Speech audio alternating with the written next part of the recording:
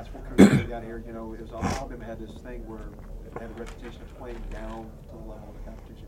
Since he's got here, you guys really don't do that. Talk about, his approach and why that is, so why you guys are so effective in teams that on paper, you're better than. Well, like the Coach Saban, kind of takes the whole paper thing out of it. Somebody asked me earlier, is the practice schedule going to change this week because we're playing, Duke and not Penn State or not San Jose State? Is it going to be different this week than it has anybody else? And I can honestly tell them no. We do. It's the same every week for us.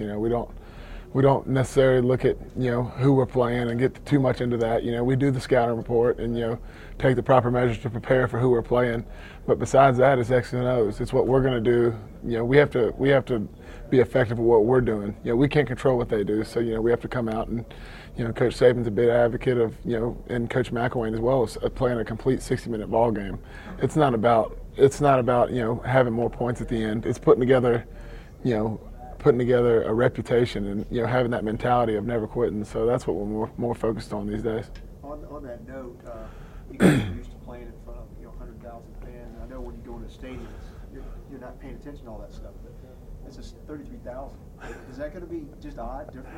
It's almost like a high school stadium. Yeah, the 33,000 and 100 that's about 70,000 difference between ours and theirs. But I mean, like you said, it's not going to affect us. We've got a mission at hand. We're gonna. This is a business trip to us. The external factors can't contribute to our success. So we're going to go out there and we're going to play like we should and try to put a 60-minute performance together. Do you think it must drive defenses crazy because like defensive coordinators are playing you guys because they think they key on stopping one guy and somebody else comes up? You guys have really spread the ball out early in the season. Right. Coach Mack and Mac McElroy, have done a good job of spreading the ball around and and I got to give a tribute to everybody on our team too. Our O-line has given McElroy time back there to make his decisions, and he's good when you give him time. He's really good, and we've had a lot of receivers step up, and it's good to have guys like Gibson and Norwood and Kenny Bell and all these guys be able to play right behind the Jones, Mays, and Hanks crew. It's very important that be able to have depth like that, and I think it's definitely been helped to our success so far. How much has it helped the team having Ingram and Marcel Darius out in terms of getting other guys' experience? Like you said, yeah. I mean, you got to roll with the punches, and this is, it was, devastating news when we found out about Mark and when we found out about Marcel and all that. But we had to keep rolling. I've earned more. I mean, Marcel has earned so much respect from his teammates since he's been out. I mean, he tucked his pride away and was on the scout team, all last week. And I mean, preparing us for their defensive ends. And that's just something that, somebody as skilled as Marcel, he didn't have to do that. But, he put his selfishness away and he came and, gave his teammates a look. And, having Mark on that sideline, has been very big. And it's given a lot of people another opportunity to play.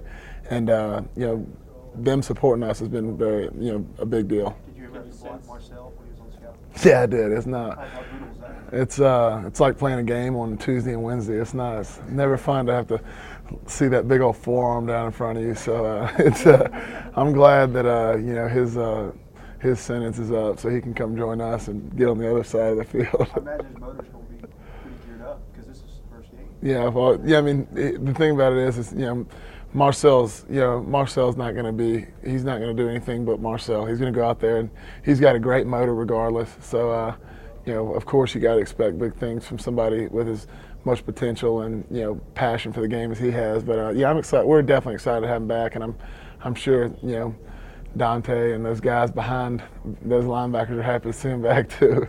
I think the way Coach put it was like Full Metal Jacket. Say it one more time. Full Metal Jacket is the way he described it for Marcel. Yeah, I think that's probably right about it. Did you ever follow Duke basketball much? There's two kinds of people who like Duke basketball, people who hate it. There's Duke fans and Tar Heels fans. Right. Where would you fall? I'm a Tar Heel fan. I like the Vince Carters and Michael Jordans of the world. So, but I think what they've been able to do basketball wise is pretty impressive. Put together championship type seasons year after year. So I'm glad we're playing. I play football. I don't know. I couldn't fare very well against the basketball team, but I think we got a better chance against the football team than we would the basketball team.